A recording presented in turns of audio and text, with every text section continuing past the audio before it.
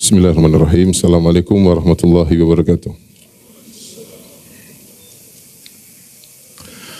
Alhamdulillahi ala ihsani wa syukru lahu ala taufiqihi wa amtinani. Asyhadu an la ilaha illallah wahdahu la syarika lahu ta'ziman li sya'ni wa asyhadu anna Muhammadan abduhu wa rasuluhu da'ila ridwani. Allahumma salli alaihi wa ala alihi wa ashabihi wa ikhwani. Hadirin dan hadirat jamaah Masjid Al-Imam Syafi'i yang dirahmati oleh Allah Subhanahu wa taala, pada kesempatan yang bahagia ini kita akan membahas tentang keutamaan beristighfar kepada Allah Subhanahu wa taala, dan di antara perkataan indah dari Syekhul Islam Ibnu Taimiyah rahimahullahu taala dalam kitabnya Jami'ul Masail jilid 6 halaman 277, beliau berkata, "Bal istighfarul insani ahammu min jami'il adiyah." Bal istighfarul insani ahammu min jami'il adiyah. Yang maknanya bahwasanya istighfar seorang hamba, dia mohon ampun kepada Allah, adalah yang lebih penting dari seluruh doa-doa. Lebih penting dari seluruh doa-doa. Ini isyarat dari Syekhul Islam Ibnu Taimiyah bahwasanya istighfar itu bukan hanya sekedar zikir. Dia zikir sekaligus dia doa. Beda dengan la ilaha illallah, subhanallah, walhamdulillah, wala haula wala quwwata illa billah, Allahu akbar, subhanallah bihamdihi, subhanallah azim. Ini semua zikir tanpa disertai dengan tolab, tanpa disertai dengan doa. Berbeda dengan astaghfirullah. Kalau astaghfirullah wazannya istaf'ala, dan istaf'ala yufidu tolab, yaitu memohon kepada Allah. Sehingga ketika seorang berkata astaghfirullah, dia berzikir sekaligus dia meminta ampunan kepada Allah Subhanahu wa taala. Kenapa istighfar adalah doa yang terbaik, ya? Syekhul Islam Taimiyah rahimahullah menyebutkan banyak dalil ya. Namun di antara yang ingin saya sampaikan pada kesempatan kali ini bahwasanya karena semua problem yang kita hadapi di dunia, di alam barzakh maupun di akhirat, semuanya karena dosa yang kita lakukan. Semua masalah-masalah dalam diri kita, tidak ada ketenangan, kekhawatiran yang berlebihan, kegelisahan, itu karena dosa-dosa, ya. Masalah di rumah tangga, mungkin ribut dengan istri, ribut dengan anak, ribut dengan suami, dengan tetangga, ya. Masalah dalam dakwah, semua problematika yang kita hadapi semuanya karena dosa-dosa yang kita lakukan. Makanya Allah berfirman, "Wa ma asabaka min sayyi'atin famin nafsik." Apa yang menimpamu dari keburukan semuanya dari dirimu sendiri. Ma asabakum min musibatin fabima kasabat aydikum wa ya'fu an katsir. Tidak ada musibah yang menimpa kalian kecuali akibat ulah perbuatan kalian. Dan Allah mensifati manusia, innahu kana zaluman. Manusia itu zalum, suka berbuat apa? Kezaliman, suka berbuat dosa, Dari sinilah kita tahu bahwasanya masalah yang kita hadapi di dunia, terlebih lagi nanti di alam barzakh, apalagi di akhirat, semuanya sebab-sebab dosa. Makanya doa yang paling bermanfaat dibandingkan seluruh doa adalah doa agar dosa-dosa diampuni. Ikhwan dan akhwat yang dirahmati Allah Subhanahu wa taala, Syekhul Islam Taimiyah menyebutkan beberapa dalil-dalil yang saya akan sebutkan, ya, dari kitab tersebut Jami'ul Masail, tentang agungnya istighfar, ya. Dan dia adalah doa yang paling penting daripada doa-doa yang lainnya. Di antaranya Allah Subhanahu wa taala menggandengkan istighfar dengan tauhid, ya. Misalnya Allah berfirman, "Fa'lam annahu la ilaha illallah wastaghfir li dzambik walil mu'minin." Kata Allah Subhanahu wa taala, ketahuilah bahwasanya tidak ada yang berhak disembah kecuali Allah semata, dan istighfarlah untuk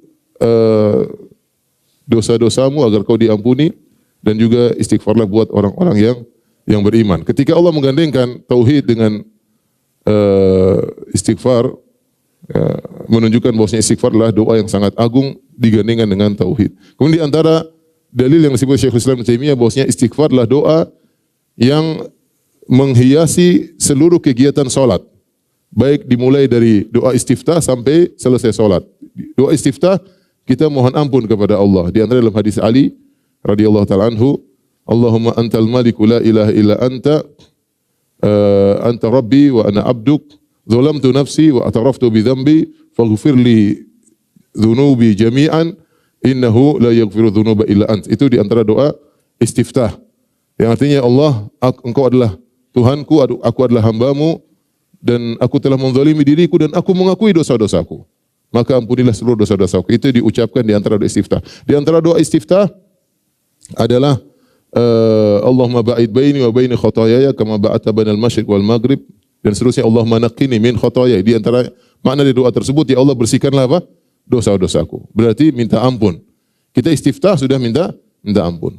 Kemudian kita salat.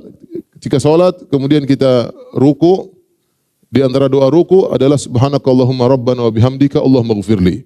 Dan ini doa yang dibaca oleh Nabi SAW di akhir hayatnya, ruku dan sujud beliau membaca doa tersebut. Subhanakallahumma rabbana wa bihamdika Allahumma ighfirli.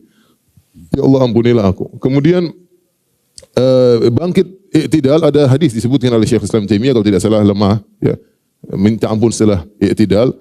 Kita lanjutkan saja. Kemudian ketika duduk di antara dua sujud. Sujud tadi kita juga istighfar. Subhanakallahumma rabbana wa bihamdika Allahumma ighfirli. Duduk di antara dua sujud, Rabbighfirli warhamni wajburni. Rabbighfirli, Rabbighfirli, Rabbighfirli.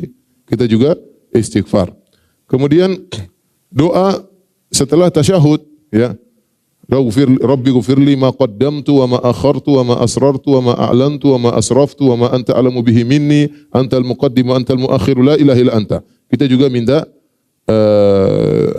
ampun kepada Allah Subhanahu wa taala setelah tasyahud, sebelum salam. Kemudian setelah salam kita astaghfirullah, astaghfirullah, astaghfirullah.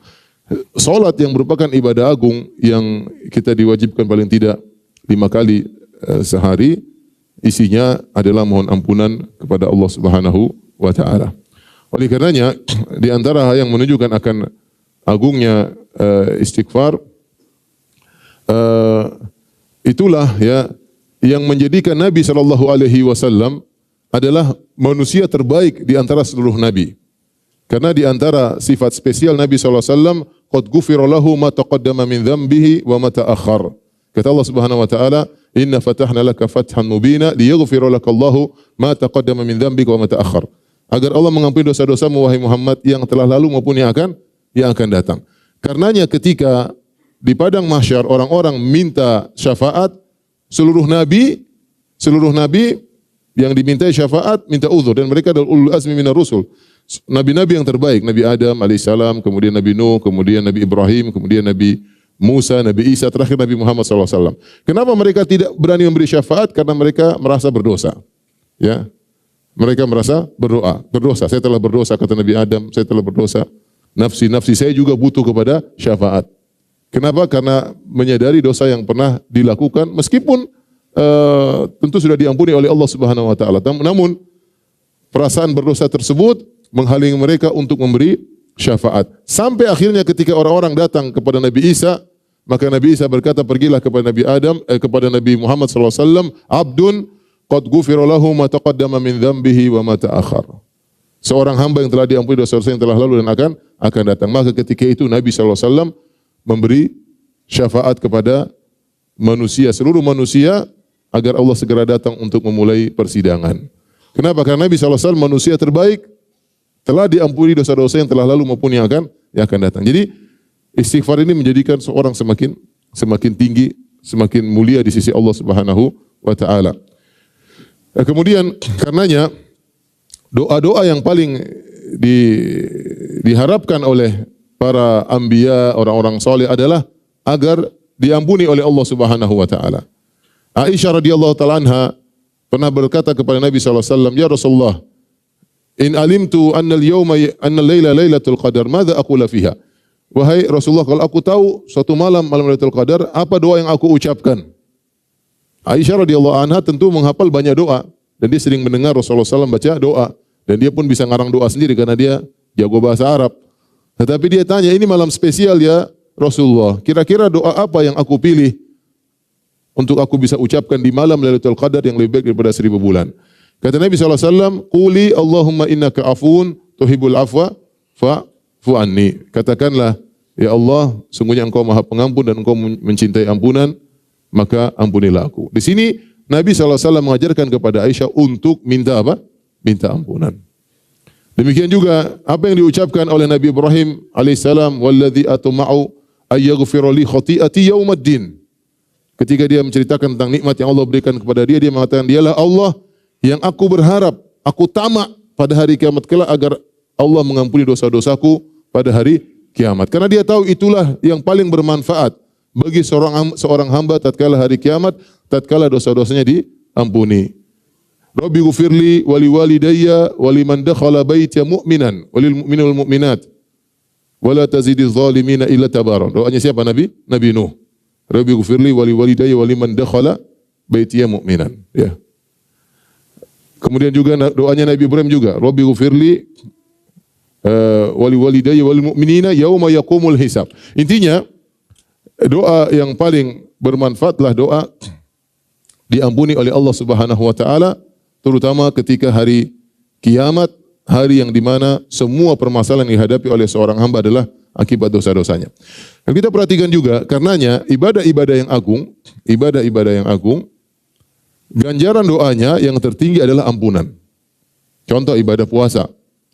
Nabi SAW mengatakan, man shoma ramadhana imanan wa ihtisaban ghufira lahu ma taqaddama min dhanbi. Siapa yang puasa penuh keimanan, penuh pengharapan, diampuni dosa yang telah lalu. Wa man qama ramadhana imanan wa ihtisaban ghufira lahu ma taqaddama min dhanbi. Barang siapa yang salat malam atau salat tarawih di bulan Ramadan akan diampuni dosa yang telah lalu. Wa man qama lailatal qadri imanan wa ihtisaban ghufira lahu ma taqaddama min dhanbi. Barang siapa yang menghidupkan Lailatul Qadar dengan penuh keimanan dan penuh pengharapan akan diampuni dosa-dosa yang telah lalu. Lihat, perhatikan ganjarannya apa? Diampuni dosa-dosa yang telah lalu. Karena dosanya bikin masalah.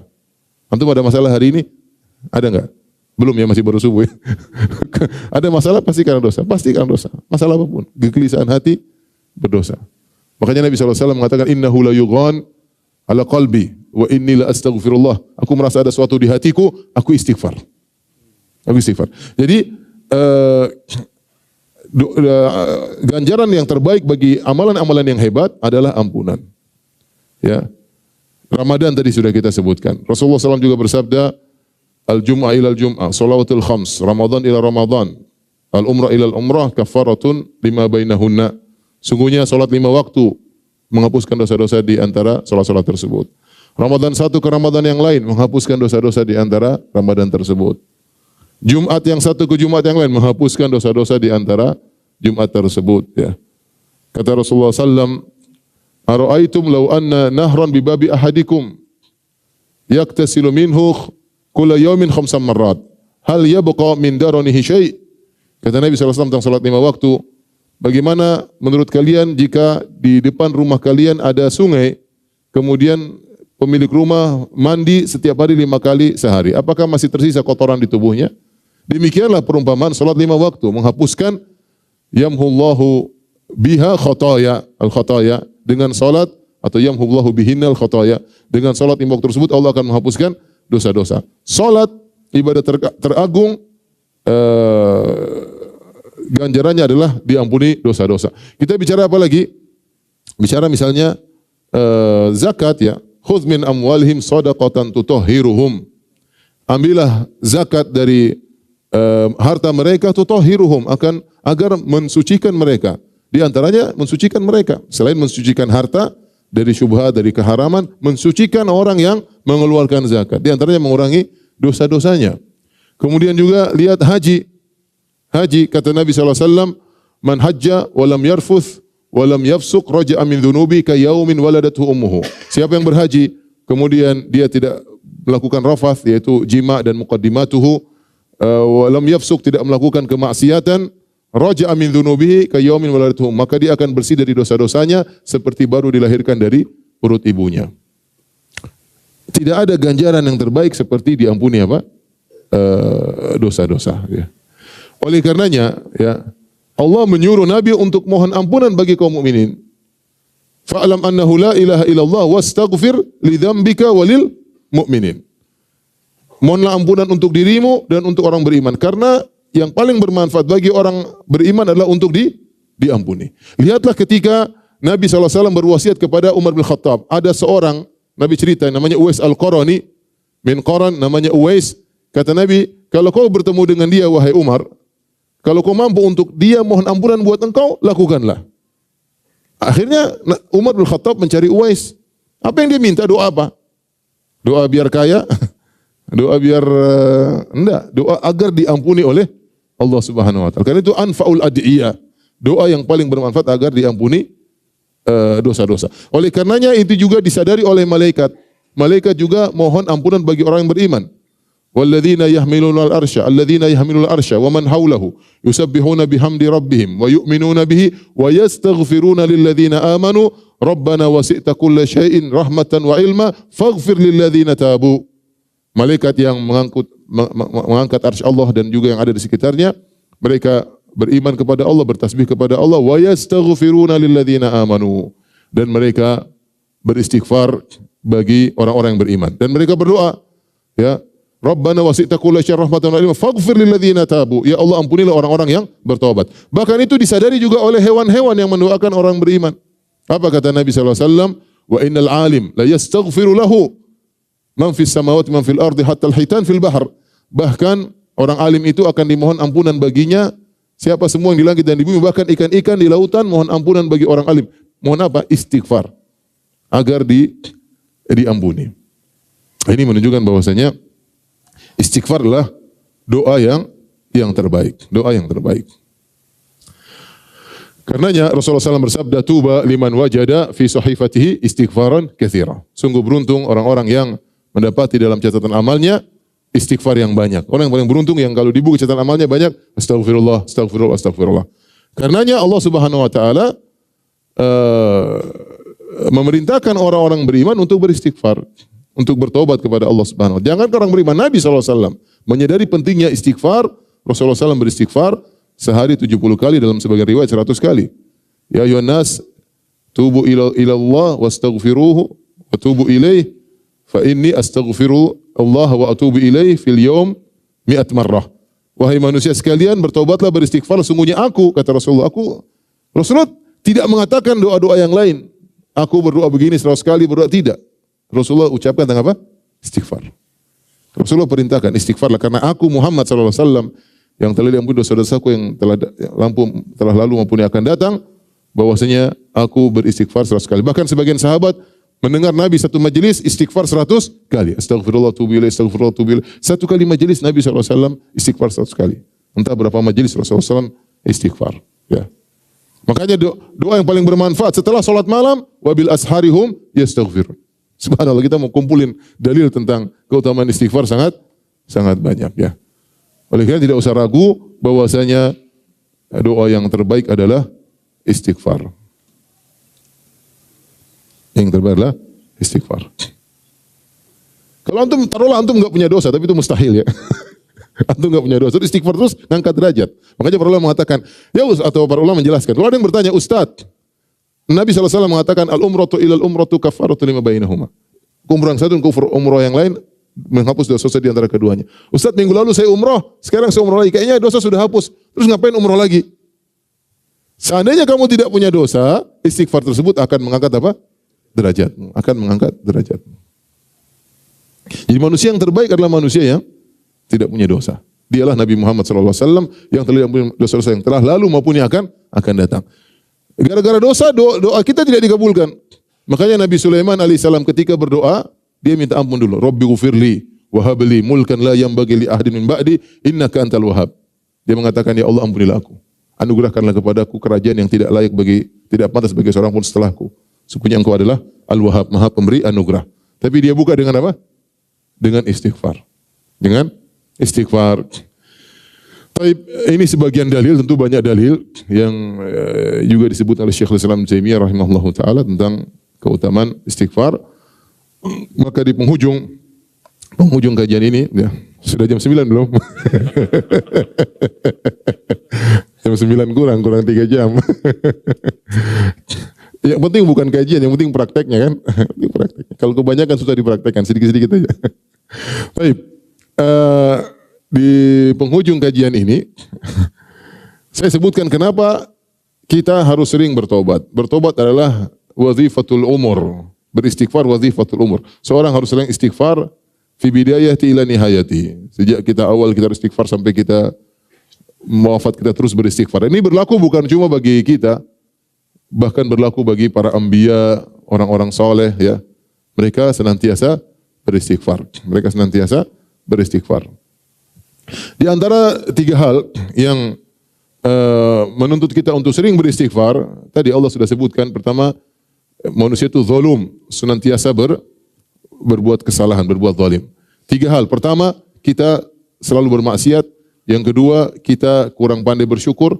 Yang ketiga, kita ibadahnya enggak beres. Ini tiga hal.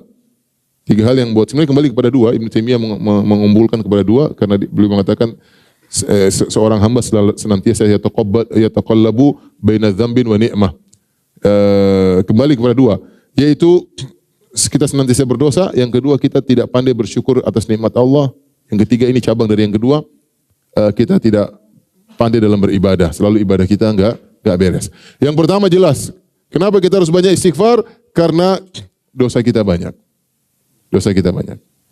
Karenanya Allah Subhanahu wa taala perintahkan kepada kaum mukminin. Kata Allah Subhanahu wa taala dalam surat An-Nur, ya, di awal ayat Allah mengatakan qulil mu'minina yaghuddu min absarihim wa yahfadhu furujahum dzalika azka lahum innallaha khabirum bima yasnaun wa qulil mu'minati, dan seterusnya. Wahai, katakanlah kepada orang beriman, tundukkan pandangan mereka dan jagalah kemaluan mereka.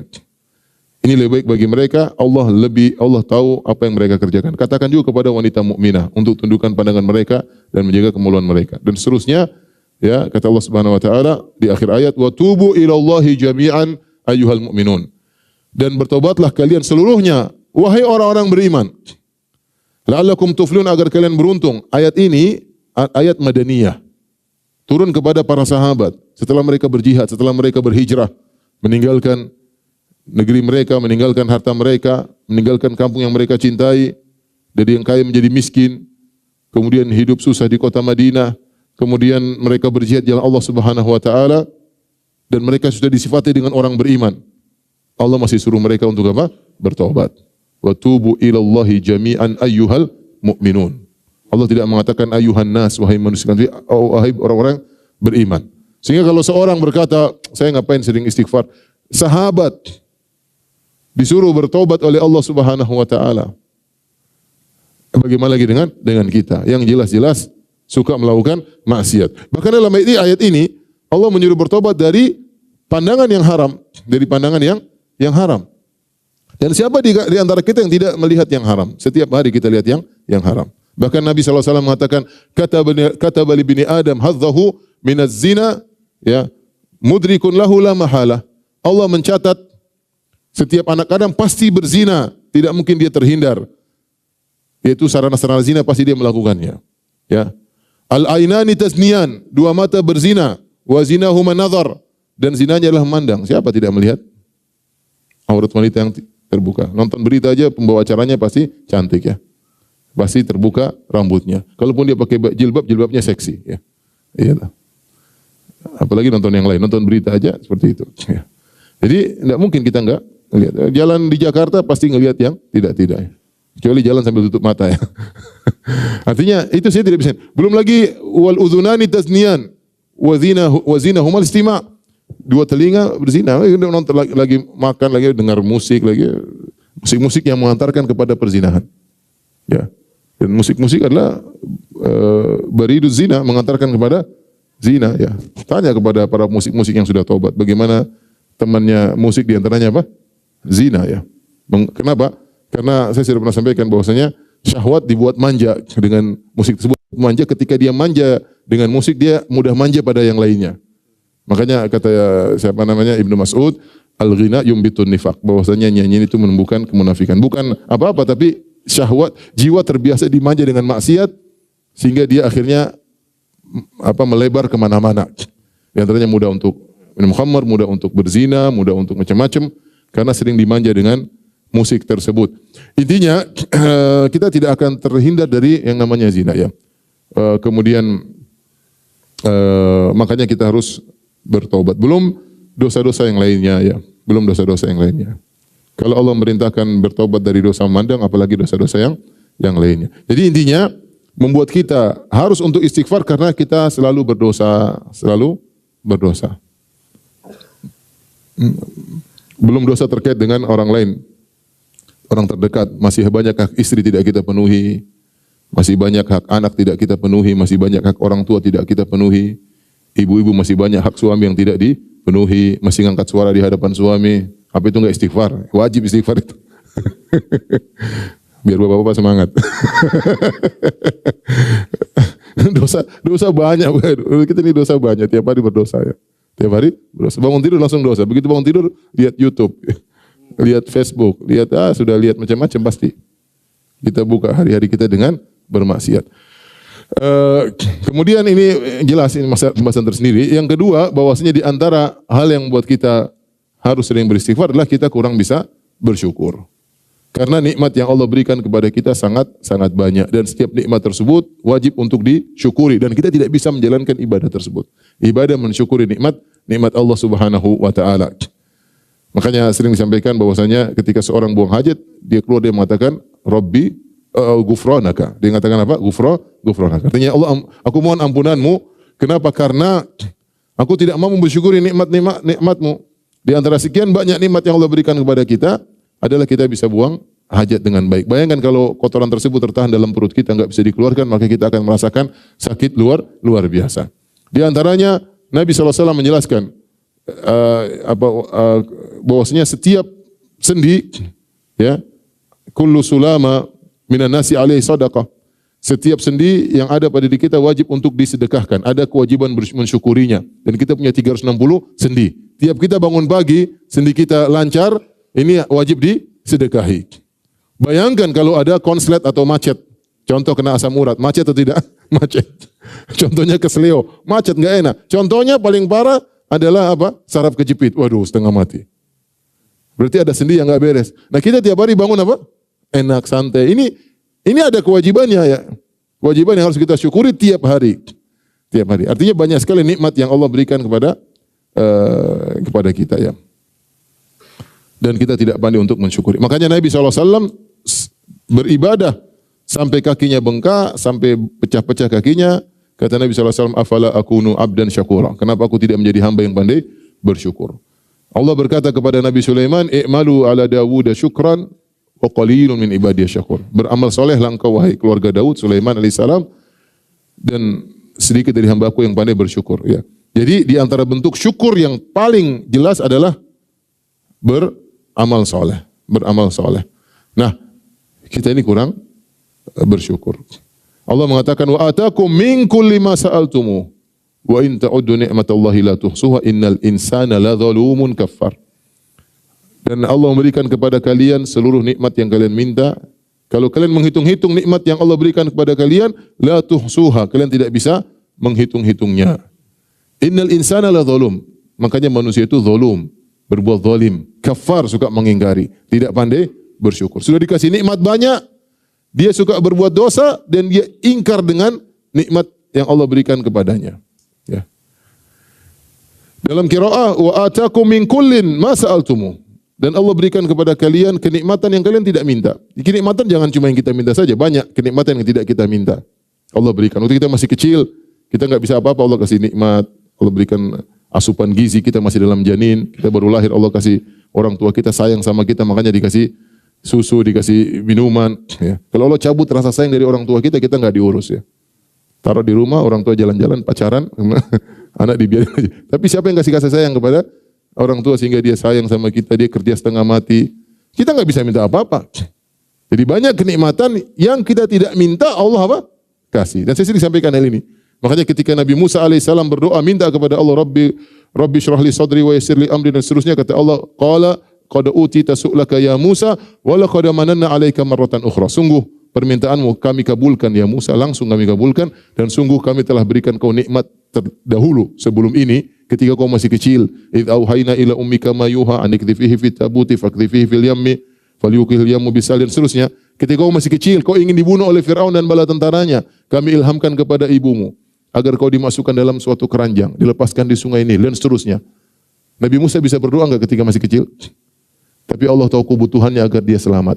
Allah telah berikan kepada nikmat kepada Nabi Musa sebelum dia pandai untuk meminta. Jadi maksud saya, ini sebagai isyarat saja bahwasanya banyak nikmat yang Allah berikan kepada kita yang tidak kita minta. Bahkan lebih banyak daripada yang kita minta.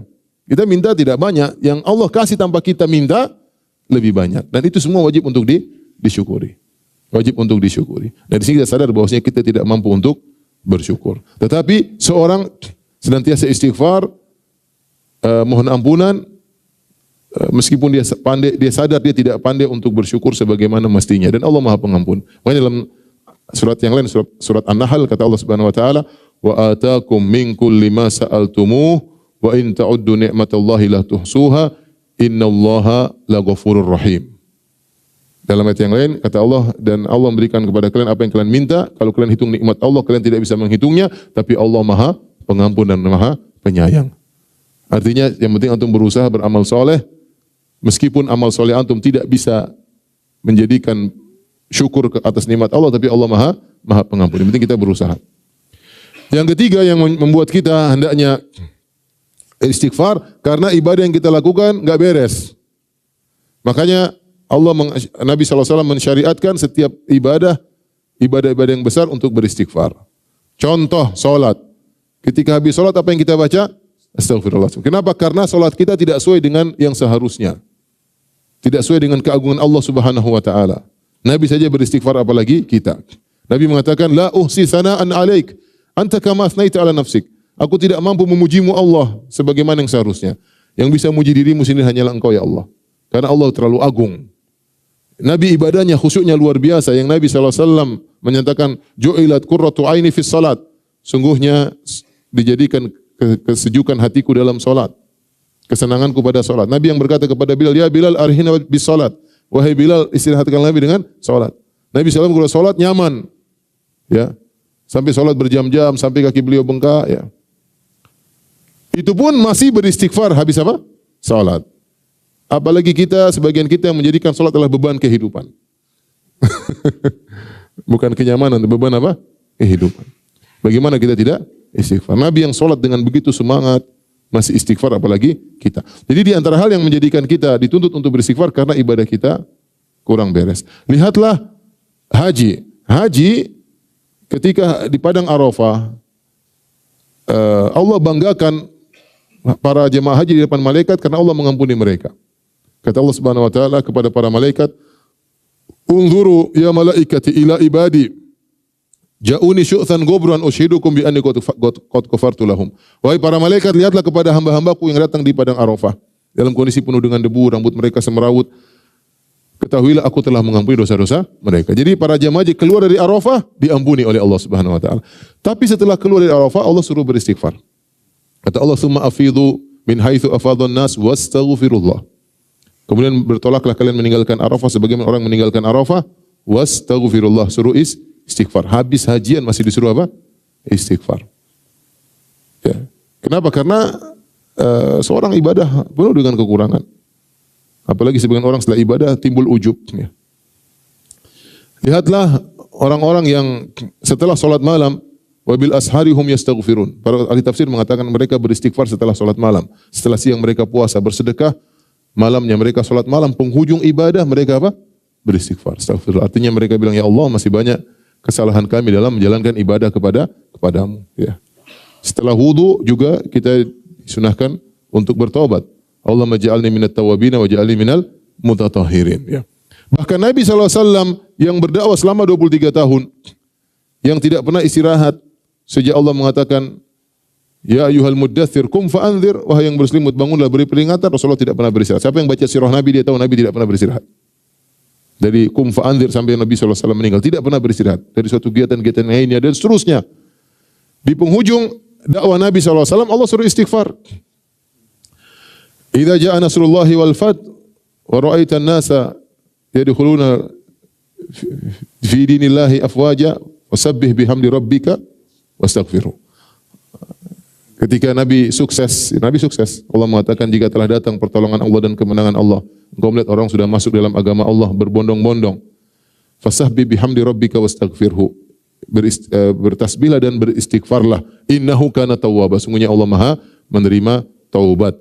Nabi disuruh beristighfar setelah dia sukses. Makanya surat ini dipahami oleh Ibnu Abbas sebagai na'yu, yaitu sebagai kabar tentang akan wafatnya Nabi. Kenapa? Karena sudah selesai, Nabi sudah sukses. Orang sudah masuk Islam semuanya berbondong-bondong, terus tugas Nabi apalagi? Kalau gitu Nabi tugasnya sudah selesai, saatnya Nabi dipanggil oleh Allah Subhanahu wa taala. Di penghujung kehidupan Nabi, Nabi kemudian yata'awwalul Quran, kata Aisyah, Rasulullah SAW menjalankan perintah Allah, sabbih bihamdi rabbika wastaghfirhu, maka Nabi ruku dan sujud dengan baca subhanakallahumma rabbana wa bihamdika Allahumma ighfirli. Menggabungkan antara tasbih dengan istighfar kepada Allah Subhanahu wa taala. Itu Nabi yang dakwah 23 tahun penuh dengan keikhlasan, tidak mengharapkan dunia sama sekali, bersabar dengan berbagai macam gangguan, terluka, dilempari, dihina, macam-macam, itu pun disuruh istighfar. Apalagi kita yang dakwahnya begini-begini ya. Yang penuh dengan kekurangan, niatnya enggak tahu gimana. Tentunya ya kita jangan ujub dan justru harus sering apa? Istighfar. Ini semua adalah contoh-contoh bahwasanya di antara hal yang mengharuskan kita untuk banyak istighfar karena kita sadar ibadah yang kita lakukan tidak sempurna.